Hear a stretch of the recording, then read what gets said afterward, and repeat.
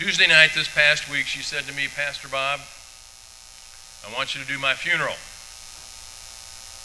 And I said, wait a minute, time out.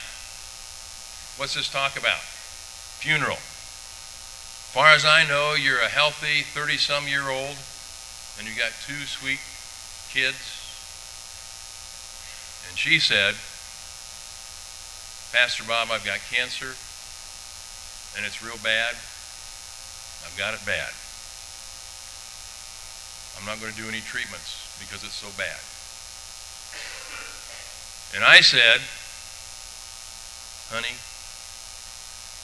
you got to do something for the sake of your kids. You got to try something. Even if it's only one thing, you got to try something for those 2 kids of yours. But that got me to thinking. That phone call got me to thinking. Got me to thinking about the impact of 2 little words. And those 2 little words are no room.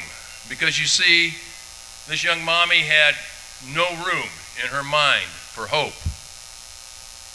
And this young mommy had no room in her mind for the miracles of God. Therefore, let me ask you this morning, do you have room in your heart for Jesus Christ? Do you have room in your heart to hear the good news from Jesus Christ? Do you have room in your heart for the miracles that God is awaiting for you? Do you have room? Take another look with me at the story from Jeremiah.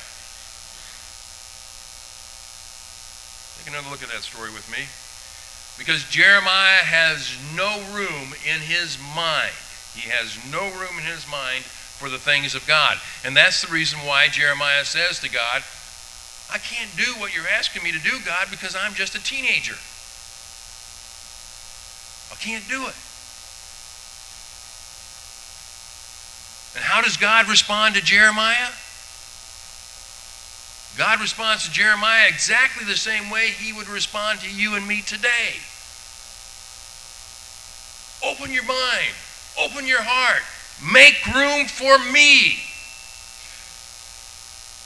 The Bible says we cannot possibly imagine what God is going to do in our lives. Cannot possibly imagine. Confirmation Sunday is a great Sunday to reassure each one of us, whether we're teenagers or slightly older, that God has made plans for us. That's what God tells Jeremiah. Even before you were born, I made plans for you. I had a purpose for you. What I want to say is this, though. God has a plan. However, there is 2 little words that can relegate us to the sidelines so we're not a part of the plan, we're not involved in the action, and those 2 little words are no room. There's no room in my mind. There's no room in my heart. I can't believe that God. And so we're on the sidelines watching all the action, wondering what's happening. Almost everyone died in the crash or soon afterwards because of their injuries. However, 16 people survived. 16 people survived. And they hung on for 2 months. They had hope for 2 months. And then that hope began to evaporate because they began to feel like, you know what? Those search parties would have found us by now. Maybe they just gave up and nobody's looking for us anymore. And that's when 2 of the fellas in that group of 16 said, we're going to go look for help. We believe that somewhere someone is looking for us. And so they began to walk. And they walked. And they walked. You know how many days they walked? They walked for 10 days. They never met a soul. Never saw a plane. For 10 days they walked. They didn't give up hope. But on the 10th day, they came to a river. And the river was full to its banks, and there was no way they could get across it. And they said, "Is this the end of it? Is this all there is, God?"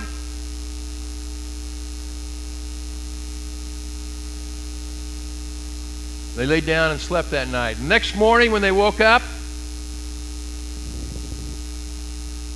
they looked out across the river. On the other side of the river, they saw a fella. And they waved and they shouted and they tried to get his attention. He looked at him. And he looked at him again. And then he walked away. And they said, "God, what kind of God are you? What is the meaning of this?"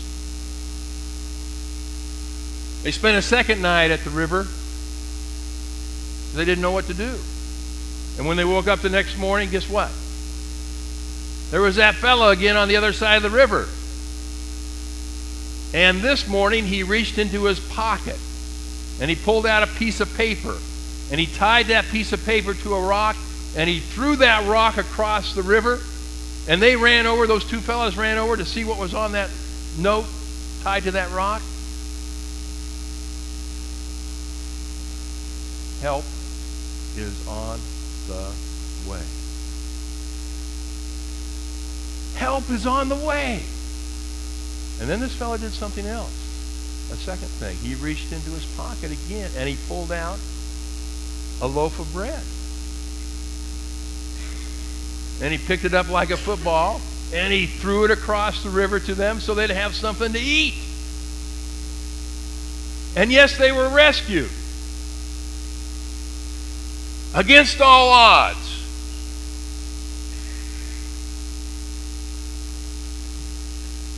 The good news of Christmas, folks, is that there is someone who is willing to rescue us in spite of our situation and circumstances. Someone who knows the situation that we find ourselves in. Yeah.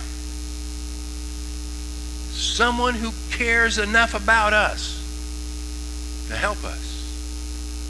So my question to you this morning is, do you have room in your heart for Jesus Christ? Do you have room in your mind for God?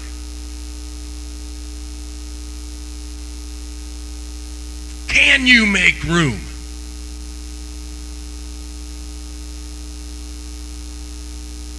I think so. Let me tell you about this young mommy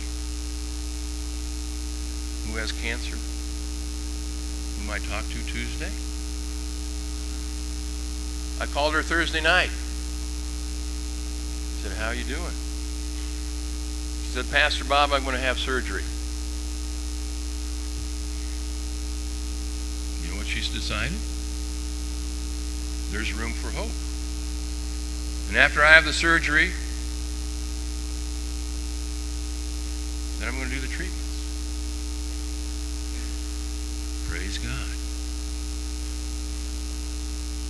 Praise God. I don't know what's going to happen. But I praise God because someone found room in their heart. And I would say that to each one of us. Praise God.